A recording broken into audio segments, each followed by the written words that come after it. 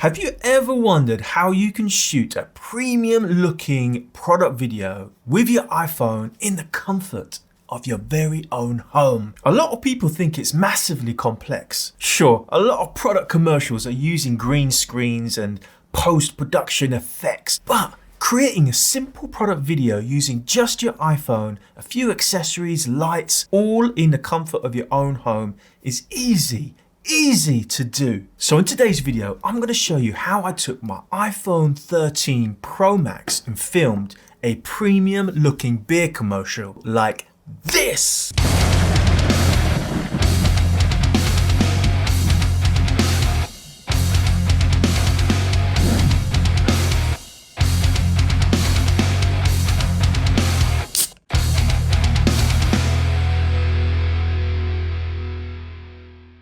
Doesn't look too bad, does it? Let's do this!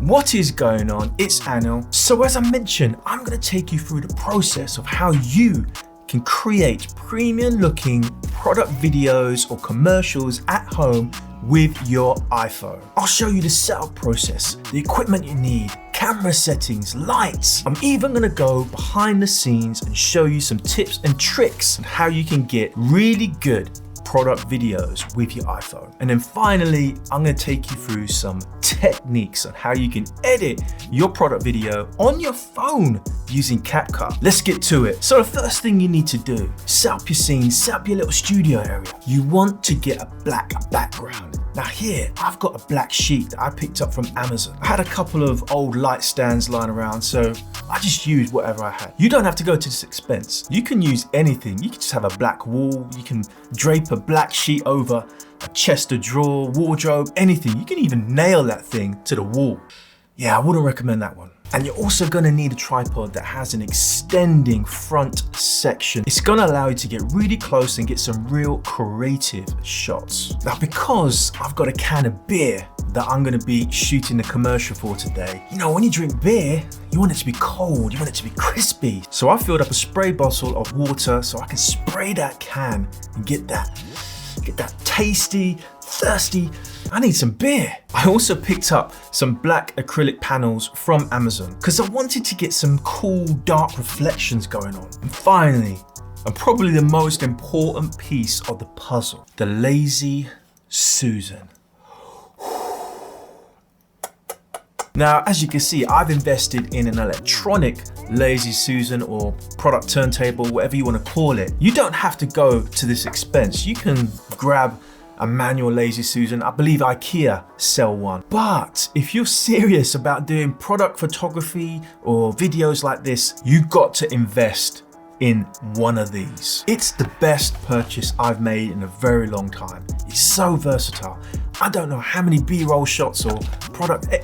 So I've used this so many times and it's only $20. This has not let me down. I will link this below. So guys, before we move on, right? If you like the video, you're loving the channel, the content, and you don't mind putting up with my face for a little bit longer, you want to learn a little bit more, then please hit the like button, smash it, hit subscribe and the little bell icon, all that, get notified when I drop my next video. With that out of the way, let's move on to lighting. Right, so there's no natural light in this type of video. You want to have 100% control over the light in your scene. So I'm going to use my trusty Godox SL60W. I'm going to go for a top-down configuration. And there's a couple of reasons for this. The first reason is I want even light across my scene and I just love the look of light hitting the product from the top. The other reason is if you have your light top down, you don't have any light bouncing or leaking to your background. And that's important because you want that background to be as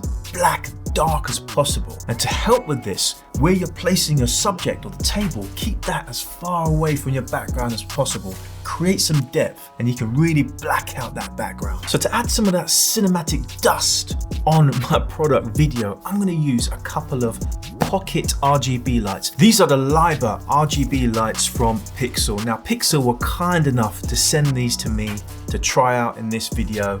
And what I love about these lights is the app that it comes with. If I load up the app, There are so many configuration options I can do with these lights. I can go into a light or a group of lights. I can then change the RGB value and I can move that around to whatever color I want to choose. There's so many options available. Even have a whole bunch of different effects that you can go through. I really love the app. I have some favorites. I'm going to go with an orange and teal theme for this. So I'm going to move that one on the right to orange, and I can easily go to my second light, go to favorites and change that to teal, and I'm ready to go and shoot my product video. So let's talk about camera apps, because I know a lot of you will probably be expecting me to be using Filmic Pro or ProTake for this shoot. You know that I'm a big fan of those apps, but today I'm going to use the standard camera app. I'm going to prove to you guys that you don't need to have a pro app to get good results. Of course, you're going to get better results with the pro apps, but you can still get good quality video with the standard camera app if you use it right. I'll be shooting 4K at 24 frames per second for this video. I'm also keeping it simple. I'm not going to be doing any slow motion or high frame rates. I'm not going to be doing any speed ramps in the edit. I'm going to save that for another video. Maybe in the future we can do more advanced product commercial shoots. I think it's time now that we went behind the scenes. Let's have a look at the video shoot in more detail. Now I've got 3 tips that I'm going to take you through on how you can get the best out of your video product commercial shoot. So the first thing is use lights to get that cinematic look. As I mentioned, I'm using the Liber RGB pocket lights. And before we get going, we need to make sure that our standard camera app is all set and ready to record. All you need to do is tap and hold onto the subject on the standard camera app. It will then lock in your exposure and focus. If you tap again, you can now drag down the exposure. Bring it down just enough so that the background is looking as dark as possible, or your subject is still lit perfectly. Once that is done, you're just ready to shoot. Press record and just play with those lights. Shine those lights all over. Shoot for reflections. So move them around, trying different angles, different speeds, and try and get the best footage possible. So tip number 2, get yourself a Lazy Susan. I mentioned this before. You could just have the Lazy Susan just rotating your product. You could just have it filming that for 5 minutes, and in post edit you can do some amazing zoom in, zoom outs, rotations. I'm telling you now, it's the best thing that you can buy. I filmed a long clip of just a can on the Lazy Susan just rotating around. I took that clip and I just chopped it up into multiple clips, different effects, and we'll go through that in CapCut a bit later. So tip number 3, and that's to use pro lenses to take your video to the next level. So the guys over at Reflex were kind enough to send me their full range of pro lenses. This was the perfect opportunity to put these lenses to good use. As you saw in my little video clip, I had this super zoomed in macro shot of the can when it was rotating. So I used this lens here from Reflex. It's the long range macro lens. And what's cool about Reflex is they also sell pro cases to go with their lenses. So it's really easy to just pull off the back cover and screw on your lens to your phone, and it's ready to go. And as I mentioned, Reflex don't just do macro lenses. Head over to the Reflex website, check them out. If you're interested in buying any of those, I've got a 10% discount code. It's all linked below. Go and check out Reflex. So let's talk about editing your video on your phone. And CapCut is one of the best video editing apps out there. Now I'm not going to go through the full edit because it'll just make this video way too long. But what I'm going to do is I'm going to take you through some key concepts and techniques that I used in CapCut, and then I'll show you my full edit and what I did. Okay, I'm going to load up my demo. You can see I've got all of my clips here on this timeline. So what I can do with CapCut is I can use both my thumbs and I can open up the timeline. So I can expand it, I can close it down, open here if I pick that clip. And that allows me, if you've got shorter clips, you can go in and you can expand it and get a little bit more detail, different parts of it. So this first clip you see here, if I play this back, it's just spinning normally. What I want to do, and one of the techniques, the first technique I'm going to take you through, is all about keyframing. Keyframing is your friend. Learn about keyframes. I'm going to go through some basics here on this clip. And what we're going to do here is, you can see in this first clip, it is spinning on the Lazy Susan. But what I want to do is I want to gradual zoom in from the beginning to the end of the clip. And we can do that with keyframes. So if I grab this clip now, go right to the beginning, you can see just above the timeline, you've got a little diamond with a plus at the top. If you tap on that, and what we noticed is on your clip in the timeline, you've got a little diamond and it's in red. And what that means when it's in red, it means that you actually selected it. So if I start scrolling across, you notice that it goes to white. What I can do now is I can actually go to the end of my clip, right to the end, select the clip, hit the keyframe, and now I've got 2 keyframes on this particular clip. You can see here, one at the beginning, one at the end. So what I want to do is scroll all the way to the end of that clip, go over that keyframe so it's highlighting red, so you know that that is where it's actually selected. And what I'm going to do is I'm going to take my 2 fingers and I'm going to zoom in. You can see this very, very slightly, not too much. And if I go back now to the beginning and play that clip, you will notice that it's the keyframe from first to second is doing a gradual zoom. And these kinds of things are just so powerful when you're doing these kind of videos. You can even take it a step further, add some rotation. So this second clip, I'm going to do exactly the same. Keyframe at the beginning, keyframe at the end, and then instead of just, if I select the end one there, so instead of just zooming in, I'm going to take my thumbs, I'm going to zoom in, but I'm also going to rotate it slightly. If you can see there what I've done.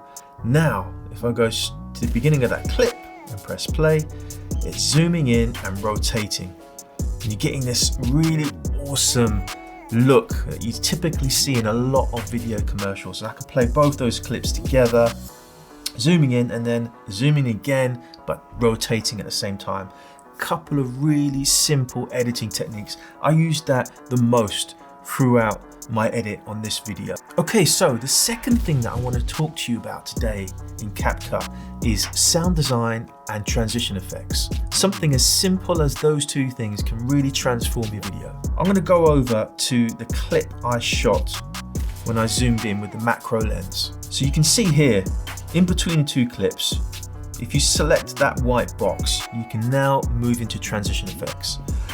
Now I wanted to punch straight in to make it look like a zoomed in macro lens, and there's tons of effects in here. The one that I used for this particular video was the whoosh, whoosh. If I select that, it gives you a little preview, and you can change the timing. If you want it a bit quicker, just move your slider below 0.4 seconds. There you go. Now if I drag back, you'll notice now that there's like a sideways egg timer on that white box. That means that you have a transition effect on there. If I click play, but it doesn't mean nothing. It needs some sound design. And CapCut has a whole host of sound effects, all free to use. So all we need to do, select roughly where you want that sound effect to go in. Go to audio, and then you've got effects. Tap on effects, you've got all of these effects. You've got performance, laugh, light, magic, transitions, food.